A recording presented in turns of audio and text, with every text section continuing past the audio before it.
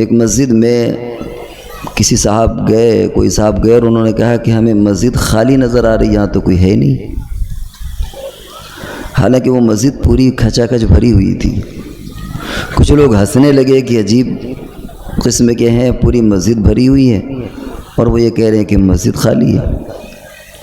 ان سے پوچھا تو انہوں نے کہا کہ ہمیں بچے نظر نہیں آ رہے، کیونکہ ہارورڈ یونیورسٹی آپ نے سنا ہوگا، دنیا کی سب سے مشہور ہے، اس میں 82 سالہ جو ریسرچ ہے، دنیا کے بڑے بڑے لوگوں نے جو ریسرچ کیا وہ یہ کہ بچوں سے 2 کام آپ اگر کروائیں تو بچوں کی زندگی بہتر بنے گی۔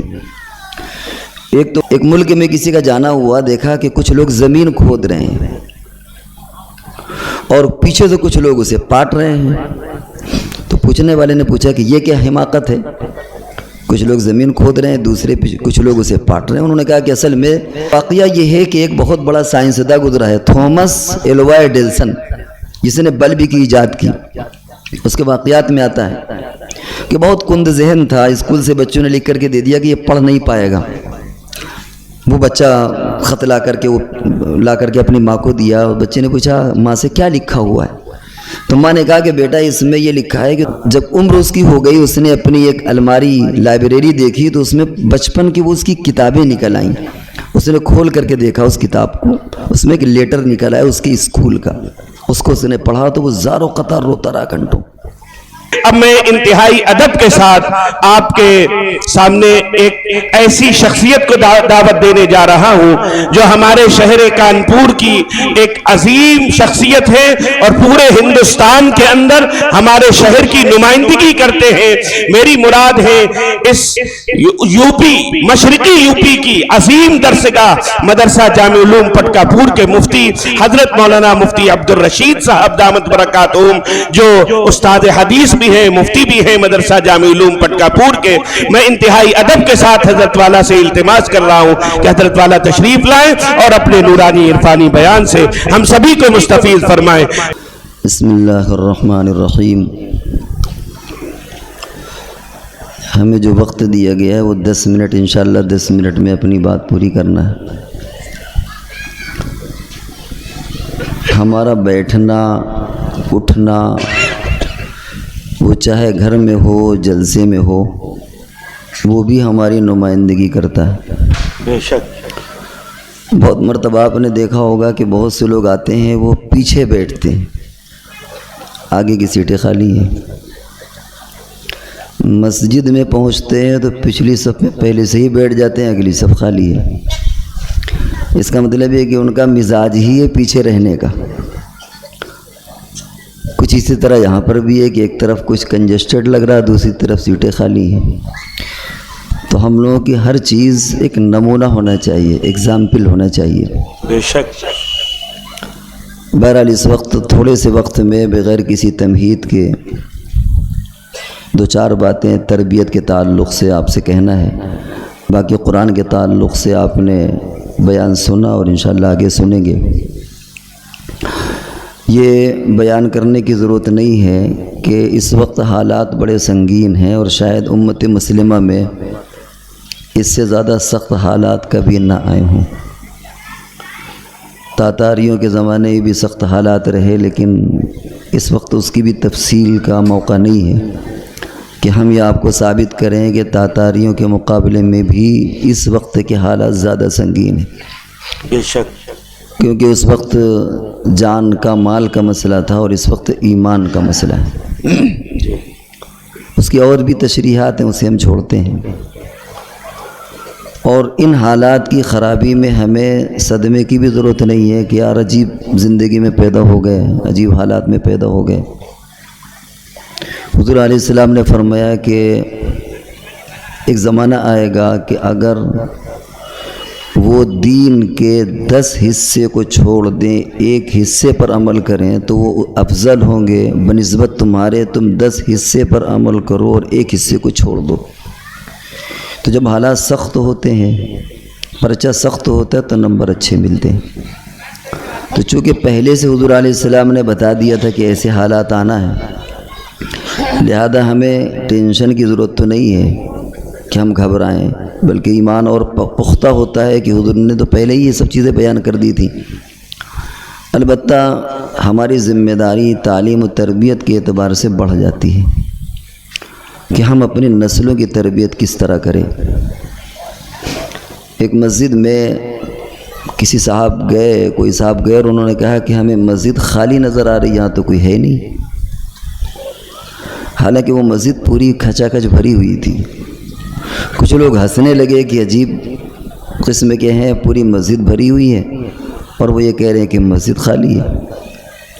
ان سے پوچھا تو انہوں نے کہا کہ ہمیں بچے نظر نہیں آ رہے، کیونکہ بچے ہی اگلے نسل کے مصلی بنیں گے، وہی نمازی بنیں گے۔ اگر مسجد میں بچے نہیں، اس کا مطلب یہ کہ ہماری مسجدیں خالی ہیں۔ تو ہمیں آج کے اس دور میں اپنے بچوں کی تعلیم اور تربیت پر خاص طور سے دھیان دینا ہے۔ یہ دجالی دور ہے، کس وقت یعنی بہت سے دجال پیدا ہو چکے ہیں، جو دجال کا امام اعظم جو سب سے دجال اکبر ہوگا، بس ایسا لگتا ہے اسی کا آنا باقی رہ گیا ہے۔ اسی کے دجل کی چیزوں میں سے پروپیگنڈا بھی ہے۔ کسی زمانے میں داڑھی، ٹوپی، کرتا پاجامہ شرافت کی علامت ہوتی تھی۔ آج اگر آپ سے یہ پوچھا جائے کہ بھائی داڑھی، ٹوپی، آتنکی کو بنائی، ذرا پورٹریٹ کے لیے آتنکی کی فوٹو بنائیے، تو سب سے پہلے لوگ کیا بنائیں گے؟ داڑھی، ٹوپی، کرتا پاجامہ۔ اس طرح شبیہ کو بگاڑ دیا گیا ہے، اسلاموفوبیا پیدا کر دیا گیا، شبیہ کو بگاڑ دیا گیا۔ ان حالات میں ہماری ذمہ داری بہت زیادہ بڑھ جاتی ہے۔ ذمہ داری کے تعلق سے ہمیں اپنے بچوں کی اصلاح کرنا ہے۔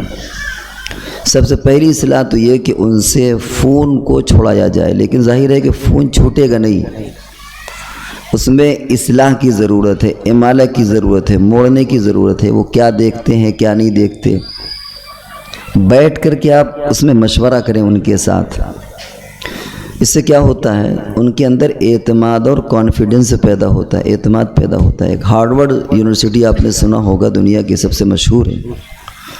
اس میں 82 سالہ جو ریسرچ ہے، دنیا کے بڑے بڑے لوگوں نے جو ریسرچ کیا، وہ یہ کہ بچوں سے 2 کام آپ اگر کروائیں تو بچوں کی زندگی بہتر بنے گی۔ ایک تو گھریلو زندگی میں ان سے کام کروائیں، چھوٹے بچے بھی ہوں نا، ان کو خود ان کا کام کرنے دیں اور گھر کے کام ان سے کروائیں۔ یہ نہیں کہ ہمارے محبت اور ممتا میں سارے ان کے کام آپ خود کریں۔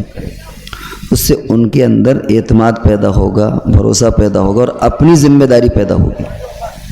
دوسری ہے کہ ان کے اندر دوسروں کی ذمہ داری ڈالیں، بھائیوں کی بھی، اور بھی اگر پڑوس کے بچے ہوں تو ان کی دیکھ بھال، ان کی نگرانی، اس سے ان کے اندر دوسروں کی ذمہ داری پیدا ہوگی۔ تو اگر یہ 2 کام ہم اپنے گھروں میں کریں تو ہمارے بچے ذمہ دار پیدا ہوں گے، اپنی ذمہ داری بھی ان کے اندر آئے گی، دوسروں کی ذمہ داری بھی آئے گی۔ اور گھر کا ٹائم ٹیبل اور نظام بنائیں، بچوں کو لے کر کے بیٹھیں، مشورہ کریں، خود بچوں کو لکھنے کے لیے دیں کہ گھر کا نظام کیسے چلے گا، تم لوگ لکھ کر کے دو۔ ظاہر بات ہے کہ یہ وہی بچے کریں گے جو 10 سال 12 سال کے ہوں گے، چھوٹا بچہ تو نہیں لکھے گا۔ ان سے کہو بھائی گھر میں کیا پکے گا، ہفتے بھر کا مینو تم بنا کر کے دو۔ اسی طرح کئے بجے سوئیں گے، کئے بجے اٹھیں گے، کئے بجے کتنی دیر موبائل چلائیں گے، کتنی دیر، یہ تم لوگ سب لکھ کر کے دو۔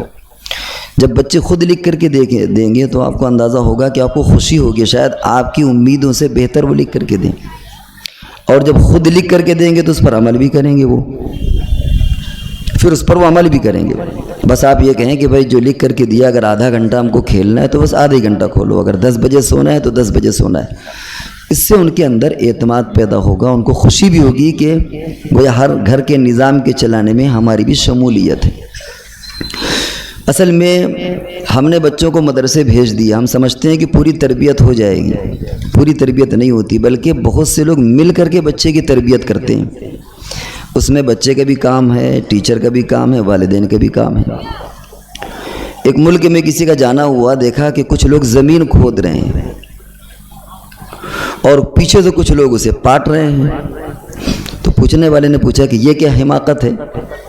کچھ لوگ زمین کھود رہے ہیں، دوسرے کچھ لوگ اسے پاٹ رہے ہیں۔ انہوں نے کہا کہ اصل میں 3 لوگوں کی ذمہ داری تھی۔ ایک کی ذمہ داری تھی کہ زمین کھودنا، دوسرے کی ذمہ داری تھی بیج ڈالنا، تیسرے کی ذمہ داری تھی زمین پاٹنا۔ اتفاق یہ کہ وہ بیچ والا بندہ آیا نہیں ہے، تو ہم اپنے اپنے کام کر رہے ہیں۔ اب بتائیے بیوقوفی ہوئی کہ نہیں؟ اسی طریقے سے بچہ، استاد اور والدین، ان سب کی ذمہ داری ہے۔ بچے کا ذہن ہوتا ہے، ماں باپ اس میں ایک بیج کا کام کرتے ہیں، استاد اس پر تعلیم و تربیت کا کام کرتے ہیں۔ جب سب بچہ اپنا ذہن لڑائے گا، ماں باپ اس بیج کو پروان چڑھائیں گے، اساتذہ تربیت کریں گے، تب جا کر کے ماحول بنتا ہے۔ اگر ہم نے بچے کو بھیجنے کے بعد سوچ لیا کہ پورا ماحول بن جائے گا تو یہ چیز ممکن نہیں ہے۔ ہمیں غلط فہمی یہی ہوتی ہے۔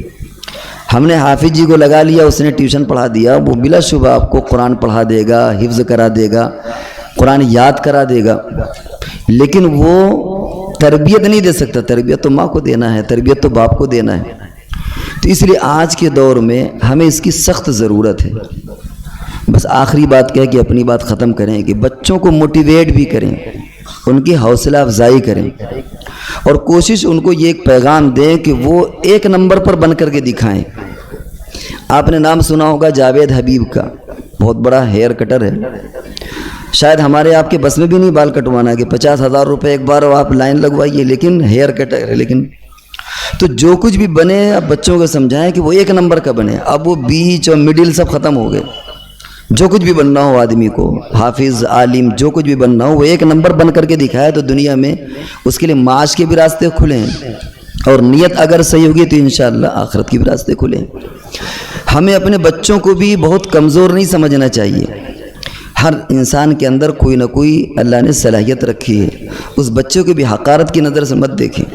اپنے طور پر پڑھانے کی کوشش کر لیں۔ بالفرض نہیں بھی پڑھ سکا پریشان نہ ہو سکتا ہے کہ پڑھ نہیں سکا، آپ کی نیت تھی کہ IAS آفیسر بن جائے، آپ کی نیت تھی بن جائے، لیکن وہ نہیں پڑھا، اس نے کاروبار کیا، کاروبار میں اتنی ترقی کر گیا وہ کہ وہ ایک مدرسہ کھول لے گا، ایک مسجد کا پورا نظام چلا لے گا، وہ بھی ضرورت اس کی ہے۔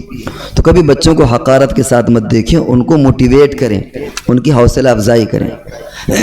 بس وہ واقعہ میرا وقت بھی ہوا۔ واقعہ یہ ہے کہ ایک بہت بڑا سائنسداں گزرا ہے، تھامس ایلوا ایڈیسن، جس نے بلب کی ایجاد کی۔ اس کے واقعات میں آتا ہے کہ بہت کند ذہن تھا، اسکول سے بچوں نے لکھ کر کے دے دیا کہ یہ پڑھ نہیں پائے گا۔ وہ بچہ خط لا کر کے اپنی ماں کو دیا۔ بچے نے پوچھا ماں سے کیا لکھا ہوا ہے؟ تو ماں نے کہا کہ بیٹا اس میں یہ لکھا ہے کہ تمہارا بیٹا تو بہت سمجھدار ہے، یہ ہمارے اسکول میں پڑھانے کے لائق ہے نہیں، اس کے لیے تو کوئی بہت ایڈوانس ٹیچر چاہیے، لہذا آج کے بعد تمہیں میں پڑھاؤں گی اور تمہارا ایڈمیشن کسی اچھی اسکول میں پڑھاؤں گی۔ بہرحال وہ تربیت کرتی رہی، خود بھی اس نے تربیت کرتے کرتے پھر ایک وقت آیا وہ سائنسداں بنا۔ جب عمر اس کی ہو گئی، اس نے اپنی ایک الماری لائبریری دیکھی تو اس میں بچپن کی وہ اس کی کتابیں نکل آئیں۔ اس نے کھول کر کے دیکھا اس کتاب کو، اس میں ایک لیٹر نکل آیا اس کے اسکول کا۔ اس کو اس نے پڑھا تو وہ زاروں قطار روتا رہا گھنٹوں۔ بعد میں اس نے ایک جملہ لکھا کہ Alva Edison was a adult child but his, یعنی ایک عظیم مدر، ایک عظیم ماں کی وجہ سے اس کی زندگی بدل گئی۔ وہ سینچریز یعنی پوری صدی کا ایک عظیم سائنٹسٹ بنا۔ وہ سمجھ گیا اس کی لیٹر میں کیا لکھا تھا جو اسکول سے ملا تھا کہ یہ بچہ کند ذہن ناکارہ ہے، ہم نہیں پڑھا پائیں گے اور اس کی وجہ سے دوسرے بچے بھی خراب ہو رہے ہیں، لہذا اس کو پڑھاؤ، اس کو تم پڑھاؤ، اسکول مت بھیجنا۔ لیکن ماں نے اس کے ذہن کو کیا پھیر دیا کہ یہ تو بہت عظیم بچہ ہے، یہ بہت ذہین بچہ ہے، یہ آگے آ کر کے کام کرے گا۔ تو ماں کا یہ حوصلہ اس بچے کو ملا اور اس کی وجہ سے اس نے محنت شروع کی اور صدی کا ایک عظیم سائنٹسٹ ہوا۔ اس لیے کبھی بچوں کی دل شکنی مت کریں، چاہے وہ ماں باپ ہوں یا اساتذہ ہوں، بچوں کو حوصلہ دیں، اپنے طور پر کوشش کریں، انشاءاللہ آپ کے بچے دنیا میں بھی کامیاب ہوں گے اور آخرت میں بھی کامیاب ہوں گے۔ اللہ تبارک و تعالی ہم سب کو یہ چند باتیں کہی گئی ہیں خاص طور سے اپنے گھر کے معاشرے کو، نظام کو سمجھنے کے لیے اور سدھارنے کے لیے یہ جو چند باتیں کہی گئی، اللہ تعالیٰ ان پر عمل کرنے کی توفیق عطا فرمائے۔ وآخر دعوانا الحمدللہ رب العالمین۔ ماشاءاللہ، جزاک اللہ۔